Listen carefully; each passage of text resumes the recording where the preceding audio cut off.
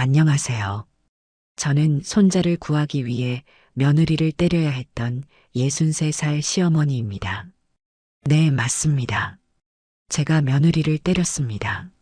아니, 정확히 말하면 침을 놔서 기절시켰죠. 하지만 그날 밤 옥상에서 벌어진 일을 알게 된다면 여러분도 제 선택을 이해하실 거예요. 아니, 어쩌면 저보다 더 분노하실지도 모릅니다. 왜냐하면 그 며느리는 제 손자에게 겨우 9살밖에 안 된 아이에게 말로 할 수 없는 짓을 하고 있었거든요. 매일 밤 아이를 묶어두고 입을 막고 알 수 없는 약까지 먹이고 있었습니다.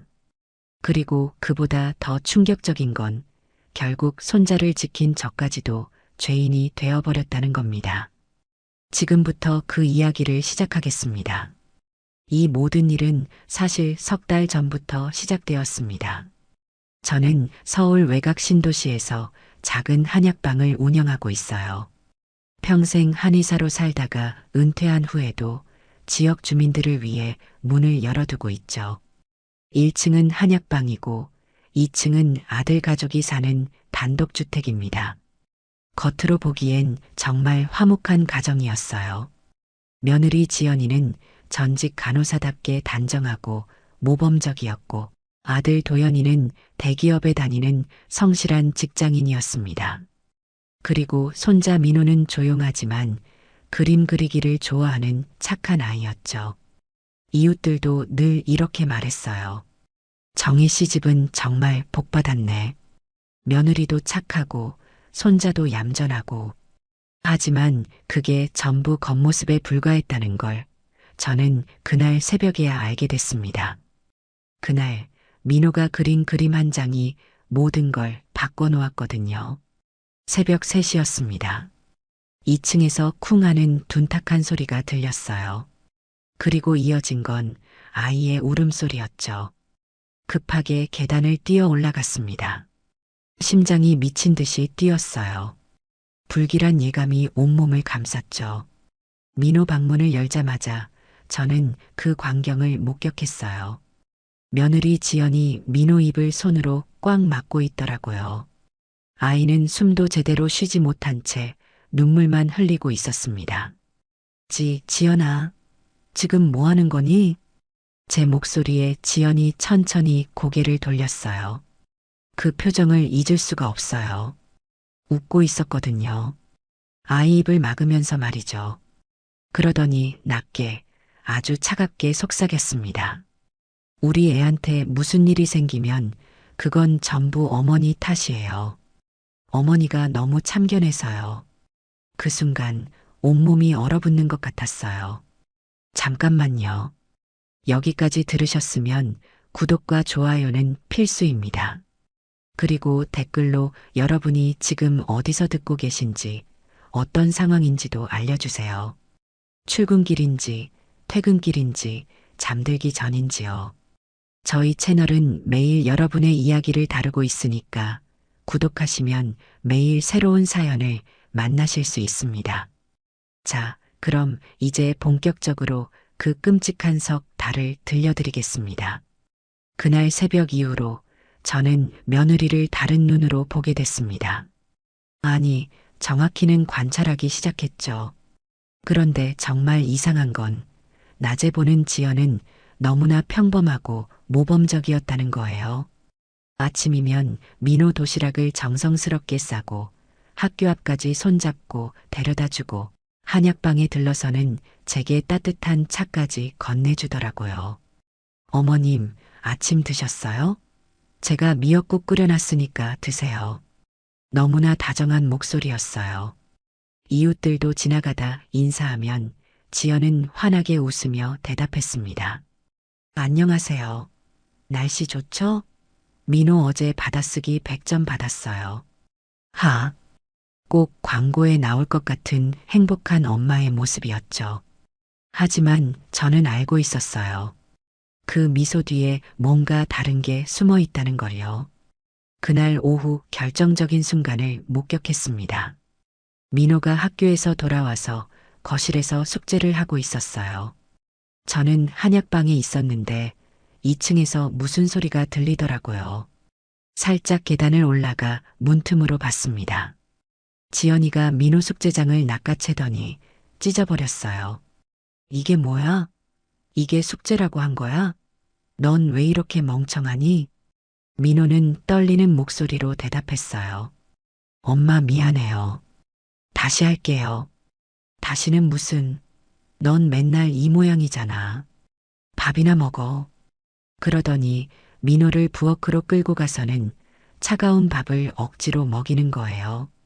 아이가 울면서 거부하는데도 입에 밥을 쑤셔 넣고 있었습니다.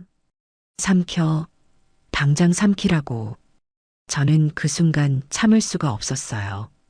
당장 뛰어 올라가서 며느리를 떼어놓고 싶었죠. 하지만 망설였습니다. 내가 너무 예민한 건가? 며느리도 나름 아이 교육하는 거겠지.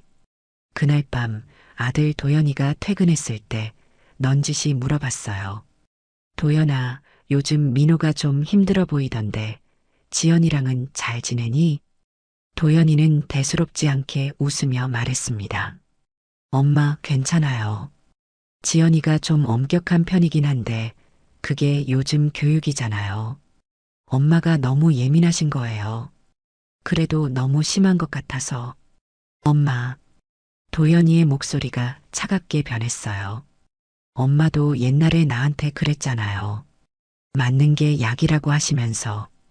이제 와서 왜 그러세요? 가슴이 철렁 내려앉았습니다. 맞아요. 저도 어린 도연이에게 엄격했죠. 공부 못하면 회초리 들었고 실수하면 밥을 굶겼어요. 아이를 위한 거야. 나중에 고생하지 말라고 그러는 거야. 그땐 그게 사랑이라고 믿었거든요. 하지만 지금 보니 그게 도연이를 망가뜨린 거였습니다. 제 손으로요. 그래서 도연이는 지금 자기 아들이 당하는 걸 보면서도 외면하는 거였어요. 그게 정상이라고, 교육이라고 착각하면서요. 며칠 후 더 충격적인 장면을 목격했습니다. 밤 10시쯤 한약방 정리를 하는데 2층에서 또 소리가 들렸어요. 슬그머니 올라가서 민호 방문 앞에 섰죠. 문틈 사이로 보이는 광경에 숨이 멎는 줄 알았습니다. 지연이가 민호 손목을 노끈으로 묶고 있었어요. 엄마 아파요. 풀어줘요. 조용히 해. 내가 말 안 들으니까 이러는 거잖아. 오늘 밤은 이대로 자. 그러더니 불을 끄고 나가버렸어요. 저는 너무 놀라서 그 자리에 얼어붙었습니다. 도대체 이게 뭐란 말입니까? 이게 교육이란 말입니까? 지연이가 복도로 나왔을 때 저와 눈이 마주쳤어요. 순간 그녀의 표정이 변했습니다. 놀란 것도 잠깐, 이내 차가운 미소를 지었죠. 어머님, 아직 안 주무셨어요?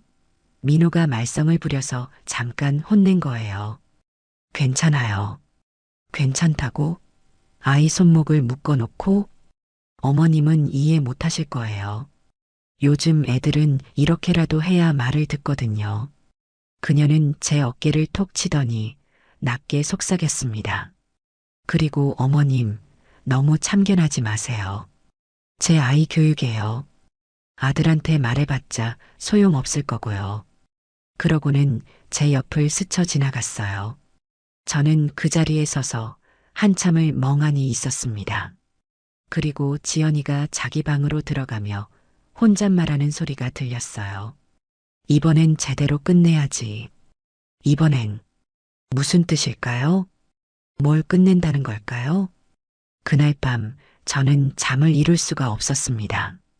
가슴 속에서 불안이 점점 커져만 갔거든요. 다음 날 아침 저는 일찍 일어나서 민호 방 앞을 지나가게 됐어요. 문이 살짝 열려 있더라고요.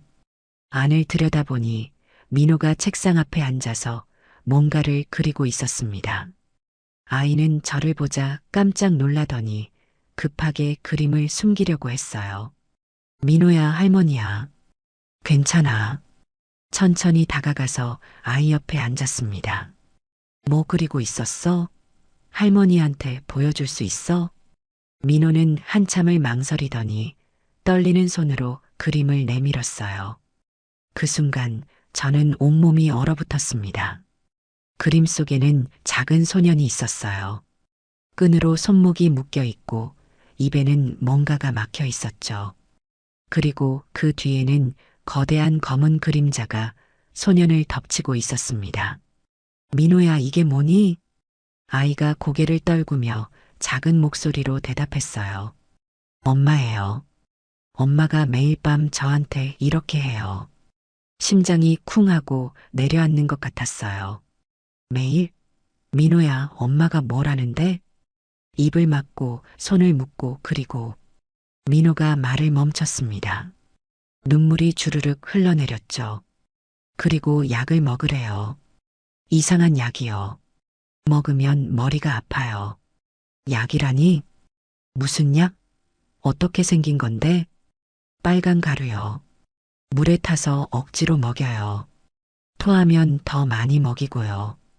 온몸에 소름이 돋았습니다. 빨간 가루? 그게 대체 뭘까요? 민호야, 할머니가 너 도와줄게. 괜찮아. 민호가 제 손을 꽉 잡았어요. 할머니, 엄마한테 말하면 안 돼요. 엄마가 그랬어요. 누구한테 말하면 할머니도 다치게 한다고요. 가슴이 찢어지는 것 같았습니다. 걱정 마. 할머니는 괜찮아. 너만 안전하면 돼. 그날 오후 저는 아들 도연이를 따로 불렀습니다. 더 이상 참을 수가 없었거든요. 한약방 안쪽 방에서 민호 그림을 보여주며 말했어요. 도연아, 이것 좀 봐. 민호가 그린 거야. 도연이는 그림을 흘끗 보더니 한숨을 쉬었습니다. 엄마, 또 그러시네. 애들은 원래 이상한 그림 많이 그려요. 공포 영화 같은 거 보면 그런 거 그리고 그래요. 공포 영화? 도연아, 민호가 직접 말했어. 지연이가 매일 밤 손을 묶고 입을 막는다고. 빨간 약까지 먹인다고. 엄마. 도연이의 목소리가 갑자기 커졌어요. 엄마는 왜 자꾸 지연이를 나쁘게 보시는 거예요? 지연이가 뭘 잘못했다고요? 도연아. 엄마도 옛날에 나한테 별짓 다 하시면서 왜 이제 와서 남의 교육 방식에 간섭이세요? 그 말에 가슴이 무너져 내렸습니다. 맞아요. 제가 그랬죠. 도연이한테도 똑같이 했어요. 하지만 지금은 달라요. 이건 교육이 아니라 학대예요. 도연아, 엄마가 과거에 잘못했어. 미안해. 그래서 더 잘 알아. 이건 잘못된 거야. 됐어요, 엄마. 이제 그만하세요. 도연이는 그림을 탁자에 던지고 나가버렸습니다. 저는 그 자리에 주저앉고 말았어요. 며칠 후 더 결정적인 순간이 찾아왔습니다. 밤 11시쯤 민호가 비명을 지르는 소리에 잠에서 깼어요. 꽈당. 2층에서 무언가 넘어지는 소리가 들렸죠. 저는 잠옷 차림으로 계단을 뛰어 올라갔습니다. 민호 방문을 박차고 들어갔어요. 그 광경을 보는 순간 눈앞이 캄캄해졌습니다. 지연이가 민호를 바닥에 누르고 있었어요. 한 손으로는 아이 입을 막고 다른 손으로는 빨간 액체가 든 컵을 들고 있었죠. 마셔. 당장 마시라고. 민호는 고개를 흔들며 저항했지만 지연은 아이 코까지 막아버렸어요. 숨을 쉬려고 입을 벌리는 순간 그 액체를 부어 넣으려고 했습니다. 지연아. 제 목소리에 지연이가 화들짝 놀라 돌아봤어요.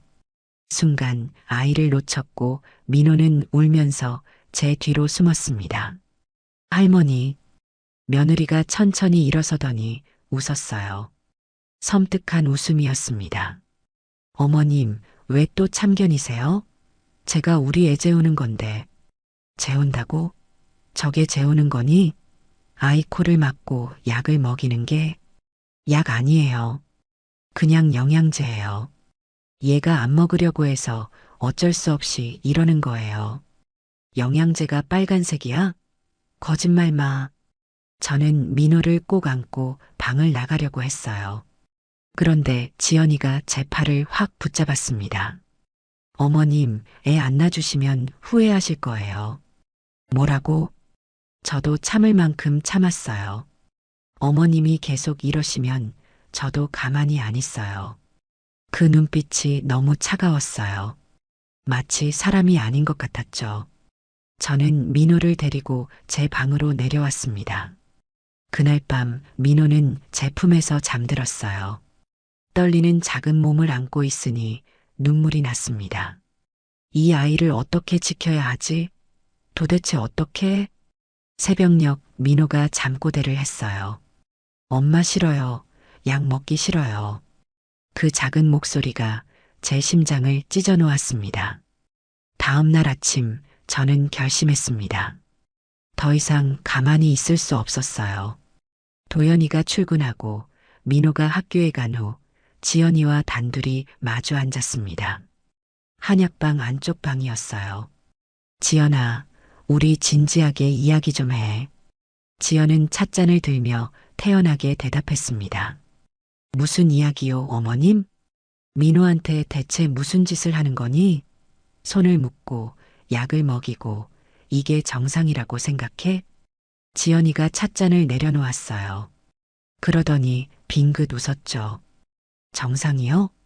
그럼 어머님이 도연 씨한테 했던 건 정상이었나요? 순간 숨이 멎었습니다. 뭐라고? 도연 오빠한테 들었어요. 어릴 적 이야기요. 어머님이 얼마나 무섭게 키우셨는지. 가슴이 철렁 내려앉았어요. 공부 못하면 회초리로 종아리를 때리셨죠? 밥도 굶기고 밤새 무릎 꿇려 놓고요. 그건 아이를 위해서. 저도 마찬가지예요. 지연의 목소리가 차갑게 변했습니다. 전 민호를 위해서 그러는 거예요. 이 험한 세상에서 살아남으려면 강해져야 해요. 약하면 죽어요. 강해지는 게 중요한 게 아니야. 아이가 상처받고 있다고. 상처요? 지연이가 비웃듯 웃었어요. 어머님, 도연 오빠 보세요. 지금 얼마나 잘 살고 있어요? 대기업 다니고 돈도 잘 벌고 다 어머님이 엄하게 키워서 그런 거잖아요. 아니야. 제 목소리가 떨렸습니다. 도연이는 망가졌어요. 겉으로는 멀쩡해 보여도 속은 텅 비어 있어요. 감정도 없고 가족한테도 무관심하고 그게 다 제 잘못이에요. 지연이가 갑자기 자리에서 벌떡 일어났습니다. 그럼 이제 와서 뭐 어떡하라고요? 당신 아들 그렇게 만든 건 당신이잖아요. 그러니까 제발 민호한테는 그러지 말라고. 너도 아이 망치고 싶어? 망치는 게 아니에요. 가르치는 거예요. 약을 먹이는 게 가르치는 거니? 아이 입을 막는 게 교육이야? 순간 지연의 표정이 일그러졌습니다. 어머님은 몰라요. 제가 얼마나 힘든지, 이 아이를 키우는 게 얼마나 힘든지. 그러더니 갑자기 울음을 터뜨렸어요. 전 간호사였어요. 병원에서 일하면서 수많은 아이들을 봤죠. 약한 아이들이 얼마나 비참하게 사는지 봤어요. 눈물이 주르륵 흘러내렸습니다. 제 동생도 그랬어요. 너무 착하고 순했죠. 그래서 학교에서 괴롭힘 당했어요. 결국 스스로 목숨을 끊었어요. 저는 할 말을 잃었습니다. 그래서 다짐했어요. 제 아이는 절대 그렇게 안 키우겠다고. 강하게 무슨 일이 있어도 살아남을 수 있게 키우겠다고. 지연이가 제 손을 붙잡았어요. 그런데 민호를 보세요. 너무 약해요. 울기만 하고 맞기만 하고. 그래서 제가 강하게 만드는 거예요. 그렇게 하면 아이가 더 망가져. 아니에요. 전 제 방식이 맞다고 믿어요. 지연이가 손을 뿌리치고 일어섰습니다. 어머님도 그렇게 믿으셨잖아요. 도연 오빠 때릴 때 어머님도 아이를 위한 거야라고 생각하셨죠? 가슴에 못이 박히는 것 같았어요. 맞아요. 저도 그랬죠. 회초리를 들 때마다, 아이를 굶길 때마다 그게 사랑이라고 믿었어요. 하지만 어머님 결과를 보세요. 도연 오빠는 살아남았어요. 성공했어요. 그게 답 아닌가요? 아니야. 민호도 그렇게 될 거예요. 제가 강하게 만들면 나중에 감사할 거예요. 지연아. 그러니까 어머님은 이제 그만 참견하세요. 제 아이 교육이에요. 지연이가 방을 나가려는 순간 저는 마지막으로 물었습니다. 그 빨간 약은 뭐니? 대체 아이한테 뭘 먹이는 거야? 지연이가 문 앞에서 멈춰 섰어요. 그러더니 돌아보지도 않고 말했습니다. 진정제요. 병원에서 가져온 거예요. 애가 울면 통제가 안 되니까 먹이는 거예요. 진정제라니. 그건 약물 학대잖아. 학대가 아니에요. 치료예요. 그리고 지연이는 나가버렸습니다. 저는 그 자리에 주저앉았어요. 온몸이 후들거렸죠. 제 과거가 떠올랐습니다. 어린 도연이가 맞으면서도 엄마 미안해요라고 울던 모습, 밥을 굶기고 방에 가뒀을 때 문틈으로 흐느끼던 소리. 다 너를 위한 거야. 나중에 후회 안 하게. 그때 전 그렇게 말했죠. 지금 지연이가 하는 말과 똑같았어요. 그날 밤 저는 옛날 사진첩을 꺼내봤습니다. 어린 도연이 사진이 나왔어요. 웃고 있는 사진은 거의 없었어요. 대부분 굳은 표정이었죠. 한 장을 유심히 보다가 눈물이 났습니다. 도연이 팔에 멍이 있더라고요. 제가 때린 자국이었어요. 내가 이 아이를 망친 거구나. 내 손으로. 그래서 도연이는 지금 민호를 못 보는 거예요. 자기도 그렇게 자라서 그게 정상인 줄 아는 거죠. 하지만 이젠 달라요. 이젠 알아요. 그게 잘못이라는 걸요. 내가 바로잡을 거야. 이번엔 민호를 지킬 거야. 다음 날 더 큰 일이 터졌습니다. 그날 오후 저는 한약방에서 환자를 보고 있었습니다. 평소처럼 약재를 정리하고 처방을 쓰고 그렇게 일상을 보내고 있었죠. 그런데 뭔가 이상했어요. 지연이가 자꾸 한약방 안을 기웃거리더라고요. 지연아, 뭐 필요한 거라도 있어? 아, 아니에요. 그냥 한약 냄새가 좋아서요. 웃으면서 대답했지만 눈빛은 달랐어요. 뭔가를 찾고 있었죠. 오후 4시쯤 마지막 환자가 나갔습니다. 저는 잠깐 화장실에 다녀오려고 자리를 비웠어요. 그런데 복도를 지나다가 한약방 쪽에서 소리가 들렸습니다. 덜컹. 서랍 여는 소리였어요. 살금살금 다가가서 문틈으로 봤죠. 지연이었습니다. 약재 보관함 앞에 쪼그리고 앉아서 서랍을 하나씩 열어보고 있더라고요. 대체 뭘 찾는 거지? 그때였어요. 지연이가 특정 서랍을 열고는 멈췄습니다. 그리고 천천히 유리병 하나를 꺼냈어요. 붉은 가루가 든 유리병. 저는 순간 온몸이 굳었습니다. 그건 주사였어요. 진사라고도 하죠. 수은 화합물로 만든 광물성 약재인데 극소량만 써야 하는 위험한 거예요. 과다 복용하면 중독 증상이 일어나거든요. 어지럼증, 구토, 심하면 의식 불명까지. 아이한테는 절대 쓰면 안 되는 약재였습니다. 지연이가 그 병을 주머니에 넣으려는 순간 저는 참지 못하고 뛰어들었어요. 지연아, 그거 내려놔. 지연이가 화들짝 놀라 돌아봤습니다. 어머님. 지금 뭐 하는 거니? 그게 뭔지 알아? 전 그냥. 지연이가 병을 뒤로 숨겼어요. 저는 다가가서 그녀의 손목을 붙잡았습니다. 그거 내놔. 당장? 싫어요. 지연이가 손을 뿌리치려고 했지만 저도 놓지 않았어요. 순간 병이 바닥에 떨어졌습니다. 쨍그랑 붉은 가루가 바닥에 흩어졌죠. 아, 지연이가 무릎을 꿇고 가루를 주우려고 했어요. 저는 그녀를 잡아 일으켰습니다. 지연아, 정신 차려. 그게 뭔지 알아? 주사야. 수은, 독이라고. 이걸 민호한테 먹일 생각이었어? 아이가 죽을 수도 있어. 지연이 제 손을 뿌리치고 소리쳤습니다. 죽게 하려던 게 아니에요. 그럼 뭐야? 잠재우려고요. 얘가 말을 안 들어요. 울고 떼쓰고 도저히 통제가 안 돼요. 눈빛이 흔들리고 있었어요. 그래서 진정시킬 약이 필요했어요.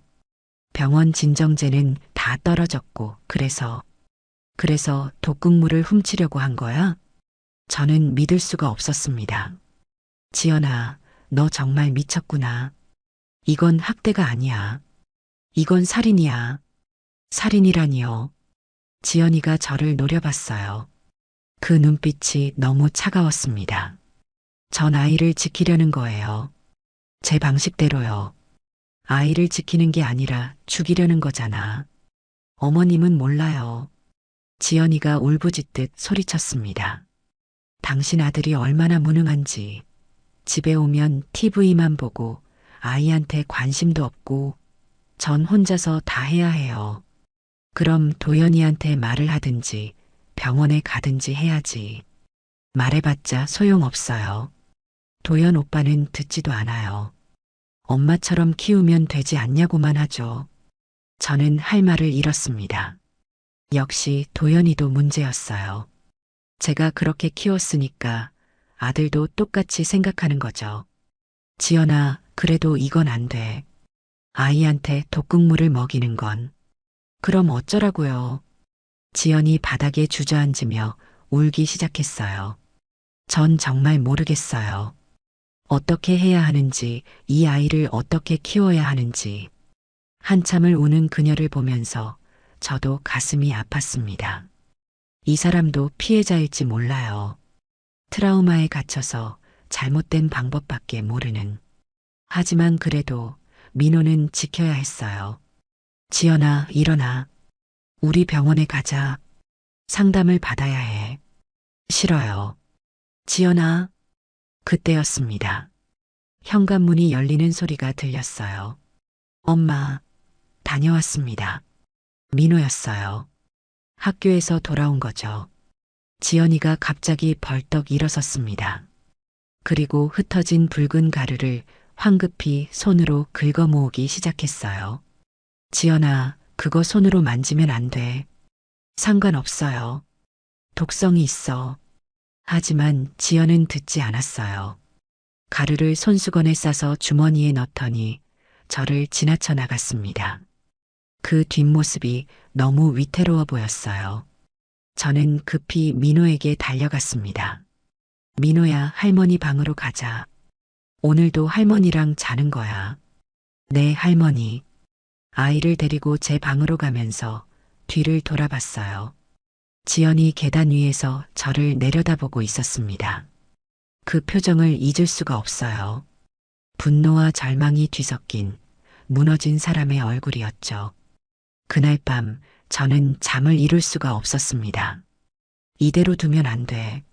뭔가 큰일이 날 것 같아.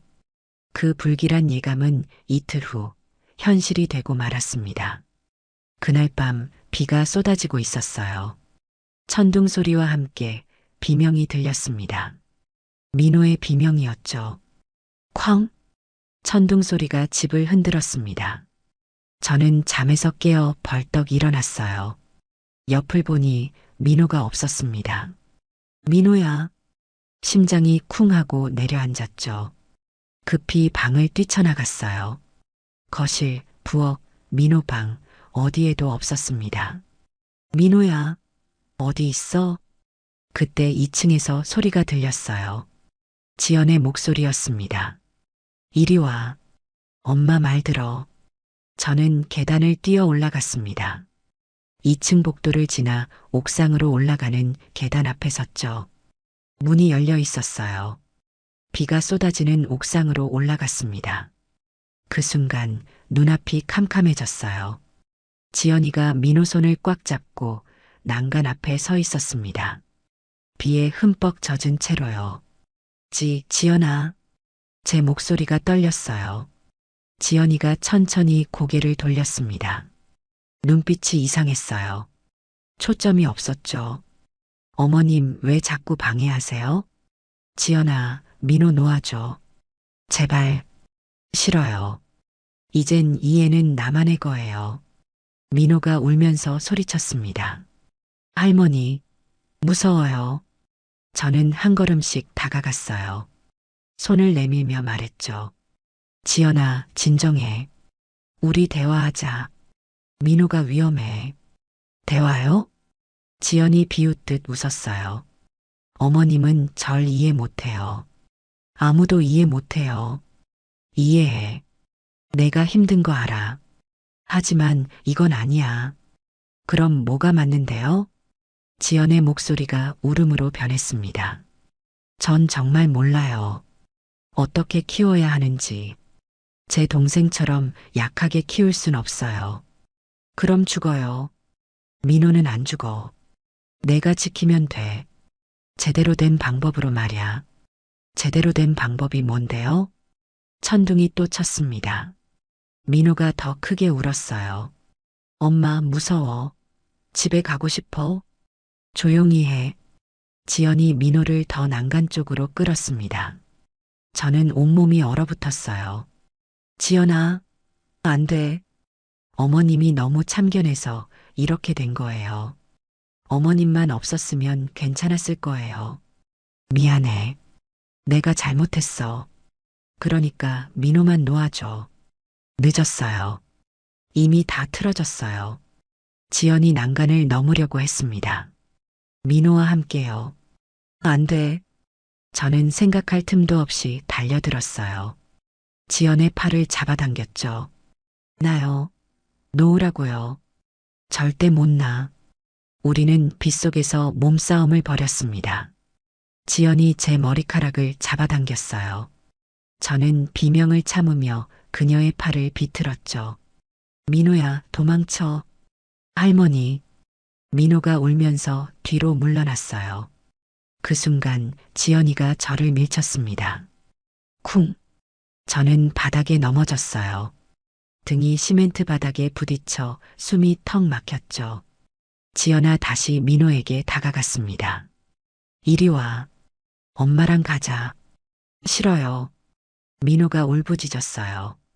저는 온몸이 아팠지만 일어나야 했어요. 이대로 둘 순 없었죠. 비틀거리며 일어서서 주머니를 뒤졌습니다. 다행히 있었어요. 침통? 한의사니까 항상 가지고 다니는 거죠. 지연이 민호를 안아들려는 순간 저는 뛰어들었습니다. 그리고 그녀의 목덜미에 침을 꽂았어요. 풍지혈. 기절시키는 혈자리였죠. 지연이가 비틀거리더니 무릎을 꿇었습니다. 어머님 왜? 그리고 그대로 쓰러졌어요. 저는 떨리는 손으로 민호를 안아 올렸습니다. 괜찮아, 민호야. 이제 괜찮아. 하지만 민호는 제게서 벗어나려고 했어요. 할머니 무서워요. 그 말에 심장이 무너져 내렸습니다. 민호가 절 무서워하고 있었어요. 방금 전 제가 그 아이 엄마를 쓰러뜨린 걸 봤으니까요. 민호야, 할머니는 무서워요. 엄마가 피 흘리고 있어요. 보니 지연의 목덜미에서 피가 조금 흘러나오고 있었어요. 침을 놓을 때 너무 급해서 정확하게 못 찾은 거죠. 저는 그 자리에 주저앉았습니다. 비가 얼굴을 때렸지만 눈물인지 빗물인지 구분할 수 없었어요. 내가 또 폭력을 썼구나.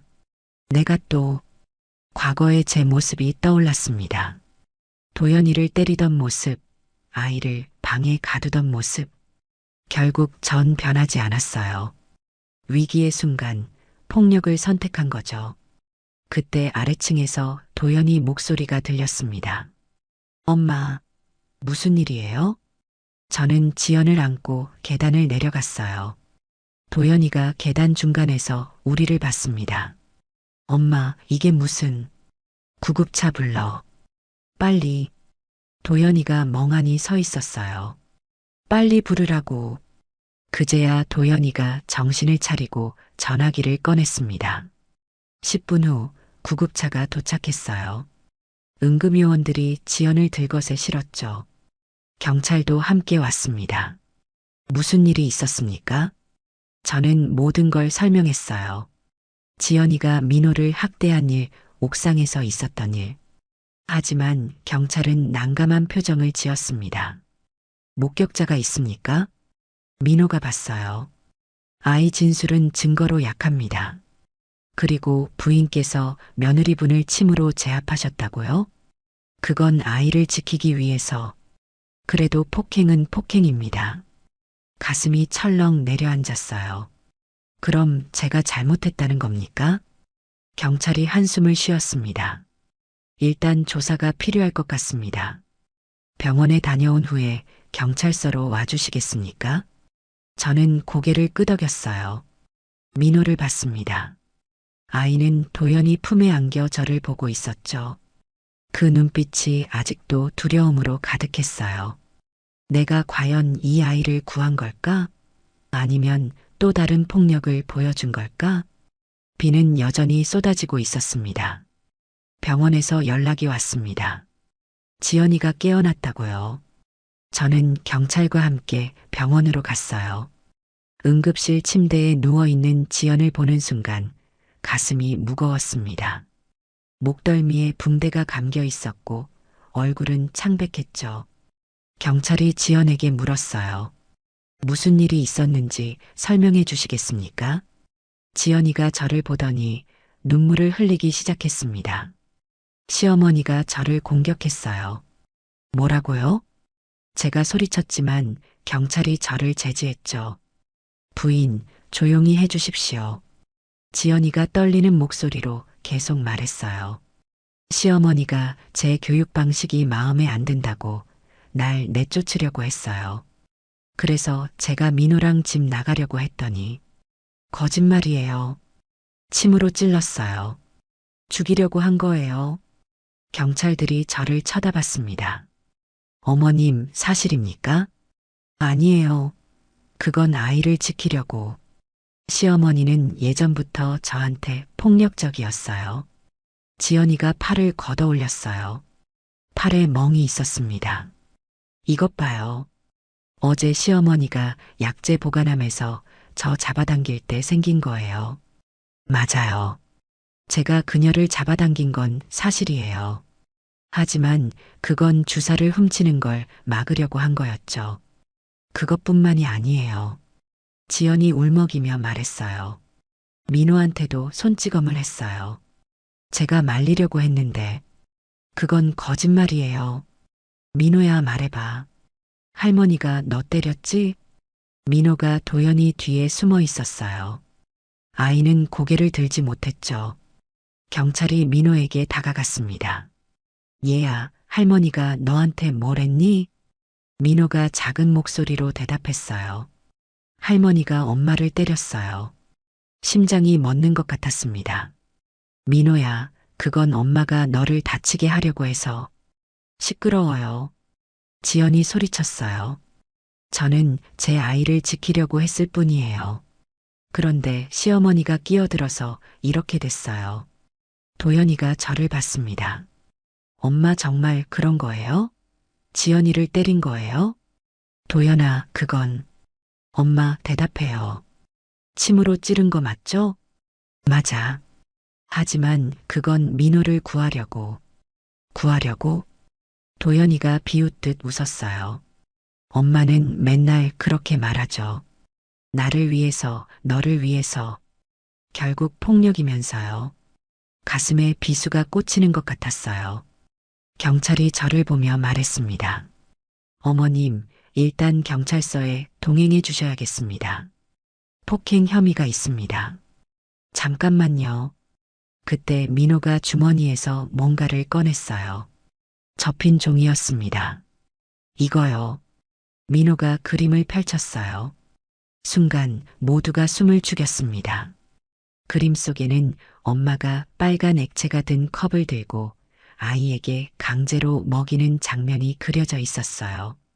아이 입은 손으로 막혀 있고 눈에서는 눈물이 흘러내렸죠. 그리고 옆에서 할머니가 막는 모습도 있었습니다. 경찰이 그림을 받아들었어요. 이게 뭐니? 민호가 떨리는 목소리로 대답했어요. 엄마가 매일 밤 이렇게 했어요. 빨간 약을 억지로 먹이고 손을 묶고 입을 막았어요. 그건 지연이 당황해서 말을 더듬었어요. 그건 영양제예요. 애가 안 먹으려고 해서 영양제가 아니에요. 제가 소리쳤죠. 주사예요. 수은 독이에요. 제 한약방에서 훔쳐간 거예요. 경찰이 지연을 쳐다봤습니다. 사실입니까? 지연의 얼굴이 창백해졌어요. 전전 그냥 아이를 진정시키려고 독국물을 먹였다고요? 아니, 그게 아니라 지연이 말을 잇지 못했습니다. 민호가 그림을 하나 더 꺼냈어요. 이번엔 손목이 묶인 자신의 모습이었죠. 엄마가 저를 묶었어요. 말 안 들으면 굶기고 화장실도 못 가게 하고. 민호야. 지연이가 침대에서 일어나려고 했지만 간호사가 제지했어요. 너 지금 뭐 하는 거야? 엄마를 배신하는 거야? 배신이 아니에요, 엄마. 전 무서웠어요. 민호가 울기 시작했어요. 매일 밤 무서웠어요. 엄마 얼굴이 무서웠고 약도 무서웠어요. 죽을 것 같았어요. 경찰이 지연에게 다가갔습니다. 부인, 아동학대 및 아동유해 약물 투여 혐의로 조사하겠습니다. 아니에요. 전 아이를 지키려고 한 거예요. 지연이 울부짖었지만 경찰은 그녀에게 수갑을 채웠어요. 같이 가시죠. 지연이 끌려가면서 저를 봤습니다. 그 눈빛에는 증오가 가득했죠. 어머님 결국 이기셨네요. 축하해요. 그 말이 가슴을 찔렀습니다. 이긴 게 아니에요. 모두가 진 거죠. 지연이가 사라진 후 경찰이 저를 봤어요. 어머님도 조사를 받으셔야 합니다. 침으로 며느리분을 제압한 건 사실이니까요. 하지만 전 아이를 구하려고 그래도 폭행 장면이 목격됐습니다. 민호가 봤죠. 민호가 고개를 끄덕였어요. 할머니가 엄마 목에 뭘 찔렀어요. 엄마가 쓰러졌어요. 저는 아무 말도 할 수 없었습니다. 결국 저도 경찰차를 타야 했어요. 도연이가 멀리서 저를 봤지만 다가오지 않았습니다. 그저 민호 손을 잡고 서 있을 뿐이었죠. 경찰차 안에서 창밖을 바라봤어요. 나도 결국 폭력을 썼구나. 아이를 구하려고 했지만 결국은 똑같았어. 눈물이 흘러내렸습니다. 일주일이 지났습니다. 저는 구치소에 있었어요. 폭행 혐의로 조사를 받는 중이었죠. 변호사는 정당방위를 주장했지만 검사는 과잉방어라고 했습니다. 침으로 사람을 제압하는 건 의료인의 직권 남용이다. 그렇게 말하더라고요. 맞는 말일지도 몰라요. 저는 한의사니까 침으로 사람을 다치게 할 수 있다는 걸 알았죠. 그럼에도 불구하고 찔렀어요. 구치소 독방에 혼자 있으니 생각이 많아졌습니다. 내가 과연 옳은 선택을 한 걸까? 민호는 구했지만 아이는 제가 엄마를 쓰러뜨리는 걸 봤어요. 그 기억이 민호한테 또 다른 상처가 되진 않을까요? 결국 전 폭력으로 문제를 해결한 거잖아요. 과거의 저와 똑같이요. 매일 밤 잠들기 전 도연이가 떠올랐어요. 어린 시절 제게 맞으면서도 엄마 미안해요라고 울던 모습. 그 아이를 제 손으로 망쳤죠.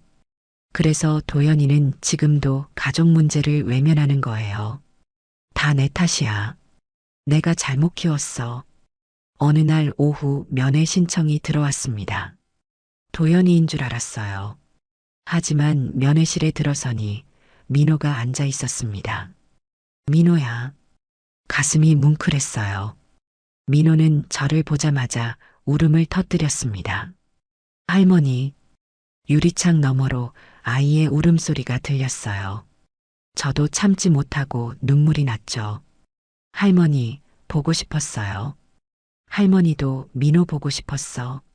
민호가 주머니에서 종이를 꺼냈어요. 또 그림이었습니다. 종이를 유리창에 대고 보여줬죠. 그림 속에는 웃고 있는 민호와 할머니가 있었어요. 손을 꼭 잡고 있는 모습이었죠. 옆에는 아빠가 서 있었는데 표정이 없었어요. 그리고 엄마 자리는 비어 있었습니다. 할머니, 이거 할머니 드리려고 그렸어요. 고마워, 민호야. 정말 예쁘다. 할머니는 언제 나와요? 곧 나갈 거야. 거짓말이었어요. 언제 나갈지 몰랐거든요. 하지만 아이한테 걱정 끼치고 싶지 않았죠. 할머니, 제가 경찰 아저씨한테 말했어요.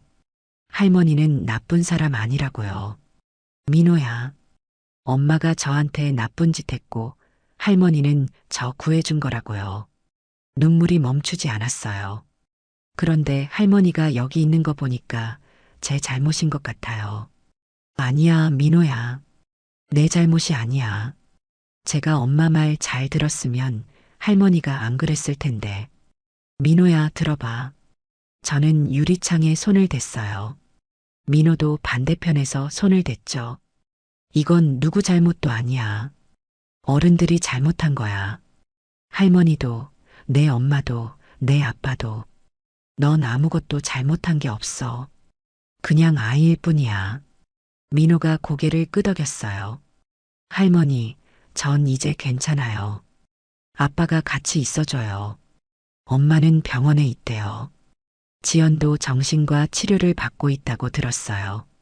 법원에서 치료 명령이 내려진 거죠. 할머니, 나중에 엄마 다시 올까요? 모르겠어, 민호야. 그건 엄마가 결정할 일이야. 전 무서워요. 엄마가 다시 오면. 괜찮아. 이번엔 아빠가 지켜줄 거야. 그리고 할머니도 있어. 정말요? 정말이야. 면회 시간이 끝났어요. 교도관이 민호를 데리고 나가려고 했죠. 민호가 뒤돌아보며 손을 흔들었어요. 할머니, 빨리 나와요. 할머니 한약방에서 기다릴게요. 그래, 민호야. 할머니 곧 갈게. 민호가 사라진 후 저는 한참을 그 자리에 앉아 있었어요. 그림을 보면서 생각했죠. 그래, 이 아이만큼은 지켰어. 이제 그걸로 됐어. 며칠 후 변호사가 좋은 소식을 가져왔습니다. 어머님, 기소유예 결정이 났습니다. 기소유예요? 네. 정당방위로 인정받았어요. 민호 진술과 그림이 결정적이었습니다. 가슴이 벅차올랐어요. 그럼 집에 갈 수 있어요? 네, 오늘 바로 나가실 수 있습니다. 구치소를 나서는 순간 햇빛이 눈부셨어요. 밖에는 도연이와 민호가 기다리고 있었습니다. 엄마, 도연이가 다가왔어요. 미안해요, 엄마. 제가 잘못했어요. 아니야, 도연아. 엄마가 미안해. 저는 도연이를 꼭 안았습니다. 엄마가 너를 잘못 키웠어. 그래서 내가 힘들었던 거야. 엄마, 이제 엄마가 고칠게. 늦었지만 이제라도 제대로 할게. 민호가 달려와서 제 다리를 껴안았어요. 할머니, 드디어 나왔다? 그래, 민호야. 할머니 왔어. 세 사람이 함께 집으로 돌아갔습니다. 한약방은 그대로였어요. 먼지가 쌓여 있었지만 여전히 약재 냄새가 났죠. 민호가 그림 한 장을 벽에 붙였어요. 웃고 있는 민호와 할머니 그림이었죠. 할머니, 여기 붙여도 돼요? 그럼 당연하지. 그날 밤 저는 민호에게 물었어요. 민호야, 엄마 생각 안 나? 민호가 잠시 생각하더니 대답했어요. 가끔 생각나요. 그런데 지금은 괜찮아요. 할머니랑 아빠가 있으니까요. 그래, 우리가 있어. 민호가 제 품에 안겨 잠들었어요. 창밖을 보니 달이 밝았습니다. 여전히 마음 한구석은 무겁지만 이제 조금은 괜찮을 것 같았어요. 사랑은 때로 죄의 얼굴을 하고 그 죄가 아이를 지켜낸다는 걸 알았거든요. 완벽하진 않아도 최선을 다한 거라고 믿고 싶었습니다. 그렇게 저희 가족의 긴 밤이 지나가고 새로운 아침이 밝아왔습니다. 6개월이 흘렀습니다. 한약방은 다시 문을 열었어요. 예전처럼 동네 사람들이 찾아왔고 저는 그들을 진료했죠. 하지만 예전과는 달랐습니다. 이젠 침을 놓을 때마다 그날 밤이 떠올라요. 지연의 목덜미에 침을 꽂았던 순간이요. 손이 떨릴 때도 있어요. 내가 또 누군가를 다치게 하는 건 아닐까? 하지만 환자들을 봐야 했어요. 그게 제 일이니까요. 민호는 많이 좋아졌습니다. 학교도 잘 다니고 친구들도 생겼어요. 밤에 악몽을 꾸는 일도 줄어들었죠. 하지만 가끔 아이가 깜짝 놀랄 때가 있어요. 누가 갑자기 손을 잡거나 큰 소리가 나면요. 그럴 때마다 가슴이 아파요. 이 아이 마음속 상처는 언제쯤 아물까? 도연이도 변했습니다. 회사 일을 줄이고 민호와 더 많은 시간을 보내려고 노력하더라고요. 처음엔 서툴렀어요. 아이랑 뭘 해야 할지 몰라서 그냥 같이 TV만 보거나 했죠. 하지만 점점 나아졌어요. 주말이면 민호와 공원에 가고 그림 그리기도 같이 하고요. 어느 날 도연이가 제게 말했어요. 엄마, 제가 정말 몰랐어요. 가족이 이렇게 중요한 건지. 이제라도 알았으면 됐어. 엄마가 저한테 그렇게 했던 것도 이제 조금 이해가 가요. 엄마도 힘드셨을 거예요. 아니야, 도연아. 그건 변명이 안 돼. 엄마가 잘못한 거야. 도연이가 고개를 끄덕였어요. 그래도 전 엄마를 용서해요. 그리고 저도 용서받고 싶어요. 민호한테요. 민호는 이미 용서했을 거야. 그 아이는 착하니까. 도연이가 눈물을 글썽였어요. 전 아빠 자격이 없어요. 아이가 그렇게 힘든데 전 외면했잖아요. 이제부터라도 잘하면 돼. 늦지 않았어. 그날 이후 도연이는 정말 노력했습니다. 민호와 대화하고 아이 이야기를 들어주고 함께 웃으려고 애썼죠. 어느 날 저녁 민호가 물었어요. 할머니, 엄마는 언제 와요? 그 질문에 가슴이 철렁했습니다. 엄마는 지금 아파서 병원에 있어. 좀 더 있어야 할 거야. 많이 아파요? 응, 마음이 아픈 거야. 그럼 낫지 않아요? 시간이 걸릴 거야. 하지만 의사 선생님들이 도와주고 계셔. 민호가 잠시 생각하더니 말했어요. 할머니, 전 엄마가 미워요. 그런데 가끔은 보고 싶어요. 이상하죠? 아니야. 그게 정상이야. 엄마도 저보고 싶을까요? 그럼, 당연하지. 사실 지연이 어떻게 지내는지 자세히는 몰라요. 도연이가 가끔 면회를 간다고 하더라고요. 한 번은 도연이가 집에 돌아와서 말했어요. 지연이가 많이 변했어요. 약도 먹고 상담도 받고 있대요. 그래, 다행이다. 엄마, 지연이가 전화라고 했어요. 어머니께 죄송하다고요. 가슴이 먹먹해졌어요. 나도 미안해. 그 사람도 피해자였어. 엄마, 지연도 어릴 적에 힘든 일을 겪었잖아. 동생 일도 있고. 그래서 그렇게 된 거야. 그럼 용서하시는 거예요? 용서 그건 민호가 할 일이야. 나는 그냥 이해하려고 노력하는 거야. 도연이가 고개를 끄덕였어요. 어느 토요일 오후 민호가 새 그림을 그렸어요. 그림 속에는 네 사람이 있었습니다. 할머니, 아빠, 민호, 그리고 멀리 떨어진 곳에 엄마. 엄마는 등을 돌리고 있었지만 고개를 살짝 돌려서 뒤를 보고 있었어요. 민호야, 이건 누구야? 엄마요. 엄마도 그리고 싶었어요. 엄마가 돌아오길 바라는 거니? 민호가 고개를 저었어요. 아니요. 그냥 엄마도 우리 가족이니까요. 멀리 있어도요. 눈물이 핑 돌았어요. 이 아이는 정말 대단해요. 이렇게 어린 나이에 용서를 배운 거예요.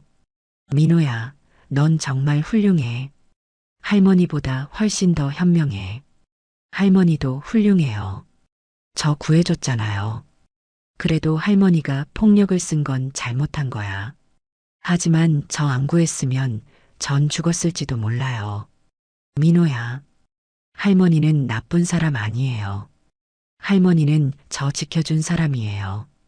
저는 민호를 꼭 안았습니다. 그리고 생각했죠. 그래, 완벽하진 않았지만 최선을 다했어. 그걸로 됐어. 해가 지고 저녁 노을이 물들었어요. 한약방 창문으로 들어오는 붉은 빛을 보면서 생각했습니다.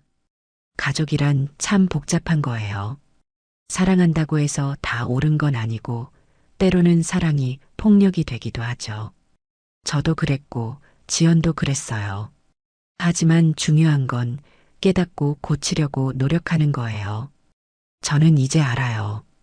아이를 키우는 건 강하게 만드는 게 아니라 상처받지 않게 지켜주는 거라는 걸요. 그리고 가끔은 지킨다는 명목으로 또 다른 상처를 주기도 한다는 걸요.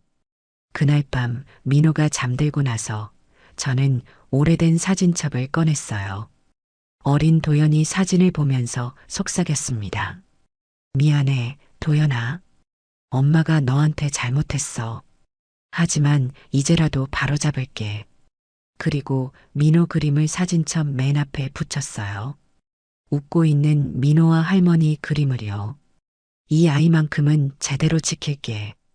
사랑으로, 폭력이 아니라 사랑으로. 창밖에서 바람이 불어왔어요. 시원한 바람이었죠. 긴 밤이 지나고 새로운 계절이 오고 있었습니다. 여러분, 긴 이야기 들어주셔서 감사합니다. 혹시 여러분도 가족 때문에 힘드신가요? 혹은 과거에 받은 상처 때문에 힘드신가요? 완벽한 가족은 없어요. 모두 상처를 주고받으며 살아가죠. 하지만 중요한 건 깨닫고 고치려는 마음이에요. 저처럼 늦게라도 깨달았다면 그것만으로도 의미가 있어요. 그리고 기억하세요. 사랑은 때로 죄의 얼굴을 하지만 진짜 사랑은 결국 아이를 지켜낸다는 거요. 오늘도 여러분 모두 수고 많으셨습니다. 내일도 저희 채널에서 만나요. 구독과 좋아요, 그리고 댓글로 여러분의 이야기도 들려주세요. 안녕히 계세요.